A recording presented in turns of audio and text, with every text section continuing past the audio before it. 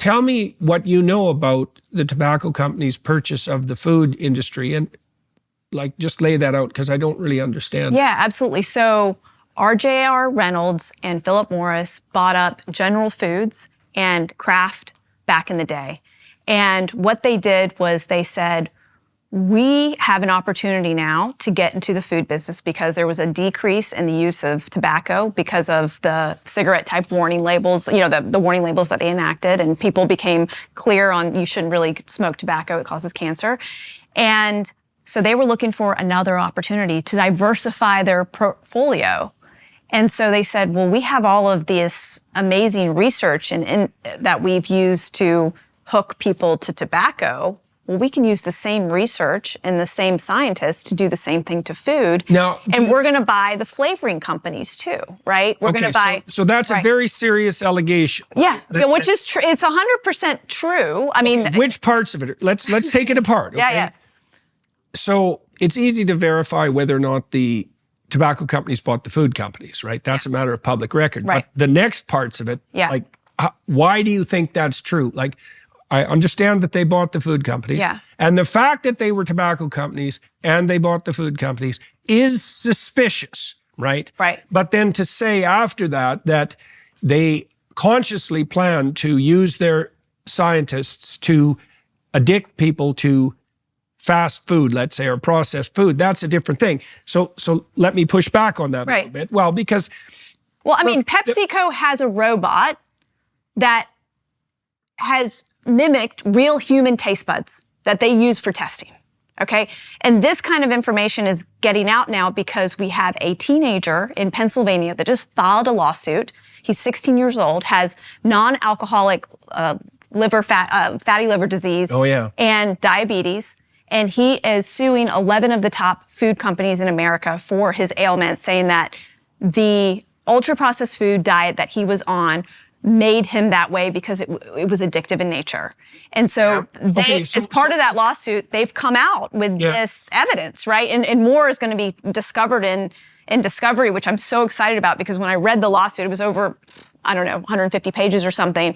And when I read it, it was like a horror movie because it showed even though it was in the exact pictures of what kind of technology they use to addict our taste buds and our senses to food. They showed the types of technology and the brain nodes that they actually attach to rats and to humans and to... Yeah, well, people understand the find system pretty well now. Right. So, okay, but how would you distinguish delicious and easy from addictive, right? Because look, it's not surprising that food companies would attempt, of course, they're competing Now, that's the thing, is that are they competing to please you or are they competing to addict you? And then the next question is, why are those different? Like, because the hallmark of addiction is maximization of short-term pleasure. Now, it becomes pathological when the maximization of short-term pleasure interferes with medium to long-term thriving, right? That's not a good combination. Yeah. But it's a fine line. The line between addictive and pleasurable that's a thin line. And so if I'm a food company and I want to make a product that's competitive, I'm going to try to make it as delicious as possible and as easy. Yeah. And then, so that's where the moral dilemma comes in, right? For the food company, right? Well, and the criminal dilemma for that matter. Yes, for the criminal dilemma. I mean, when we have 38% of preteens ages 12 to 18 now being pre-diabetic when it used to be 0. 38%? 38%. And the age range? 12 to 18 years old. 38, yeah, that's terrible. It used to be 0. Right? Right. We have to look at what's happening in the food supply. We have to hold someone accountable for it or create some type of regulation or change that would prevent this from continuing to go down into the dumps, which is where we're headed because right now we're last when it comes to 60 let me ask you another question then. Why not hold mothers responsible? Because one of the things that I think has happened too is that, and I don't know how to make heads or tails out of this, is that obviously what's happened is that food preparation has been taken out of the home and transferred to companies. Yep. Now, the advantage of that is that it's fast and cheap. That's right. Right? And easy. Yep. And there are advantages to that. Let's not forget. I mean, when people were preparing this would be particularly true of your home country. I mean, how many hours a day would women be spending preparing Indian food in the traditional way, like in a village, like all day? Right, Yeah. all day, Yeah. 100% of the time. Yeah. Now, and they were using a variety of different spices and a variety of different fermentation techniques, and they're very complex. Like, I know that one of the reasons that modern bread isn't as edible as traditional bread is because we use fast rising yeast, which speeds things up, which is a plus because we like time, but it also, it's less effective in breaking down the proteins, and so they're harder to digest, et cetera, et cetera. I mean, all these traditional ways of making food were time tested. Fermentation, for example. Now, we've substituted ease and we've substituted industrial ease for home food preparation. Now, the upside of that is, well, that's 4 hours a day, 5 hours a day that are freed up primarily for women. Yeah. So then why go after the companies and why not go after the home and say, like,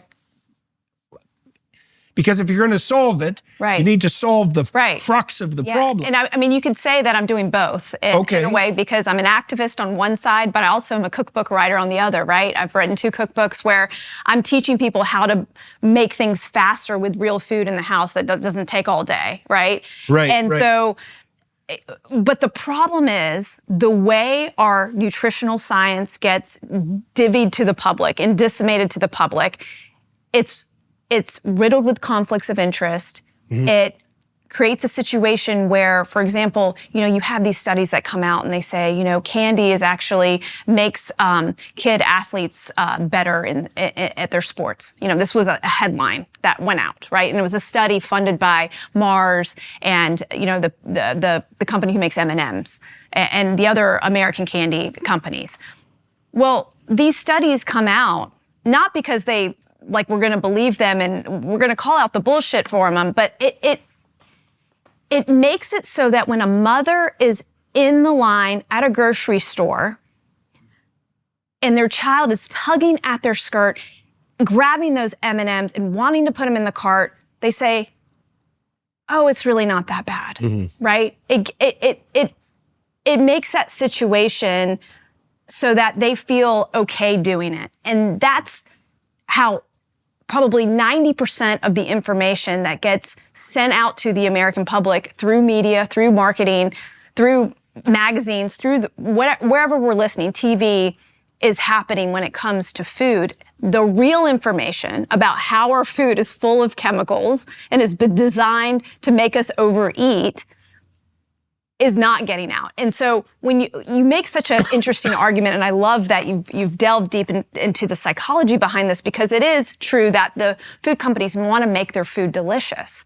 And I would say they've succeeded as well. They are delicious. I mean, of course, but is it an unfair advantage to an American, to a human being, that a company can have that kind of technology, a robot that has taste buds, right? Well, you can say the same thing about social media. Oh, totally. Oh, I know. Right. Well, you have industry-sized enterprises focusing on maximizing short-term pleasure for commercial gain. That's right. Well, that's rough, and it is a hard thing for the average family to compete with. We can't compete with that. Hard. And mothers can't compete with that. We don't even stand a chance up against that science, because they're creating the 1/1,000,000th best part of a taste. The reason why nature is so important for a child to eat at a very young age and allows them to become a less picky child is because, take a blueberry. Sometimes they're mealy, sometimes they're hard, sometimes they're juicy, sometimes they're plump, sometimes they're small, sometimes they're big. It's different every time you have a blueberry.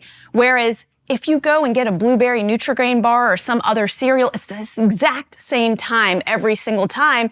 And then they're using the 1/1,000,000th best part of a taste in a flavor component that they call natural flavor on the label, which could mean 1,000 different chemicals.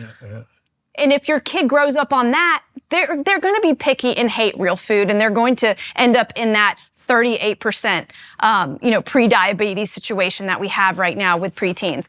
Whereas if you start your child on blueberries, real blueberries, they're going to have a chance, right?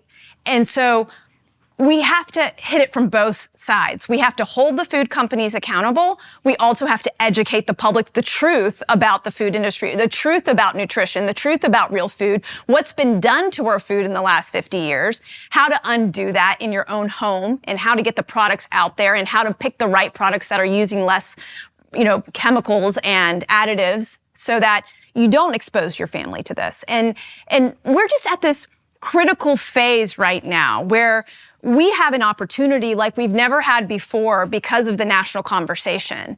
And I have more hope now that we can actually change the trajectory of where we're headed than I've ever had in my entire career. And it's allowed me now to get back in the game, whereas before, again, I was worried about getting back in the game because I have children now, right? And it was the reason why I wanted to say no to doing the Senate testimony. But I'm so glad I did, because now we have created it's beautiful, because we've created this community of people, this movement of people that not only care about their own health, but they want to hold these companies accountable. They want to spread this message far and fast and wide, and it's taking over social media to the point where it's getting to people that I never thought would ever listen or understand. And that's the piece that I think is so important about the work that I do, is I want people to wake up. And so when I pick a certain company and I target some individual company for a chemical, it's not necessarily about that chemical or that company. It's about waking people up because of the injustice of what's happened to our food system.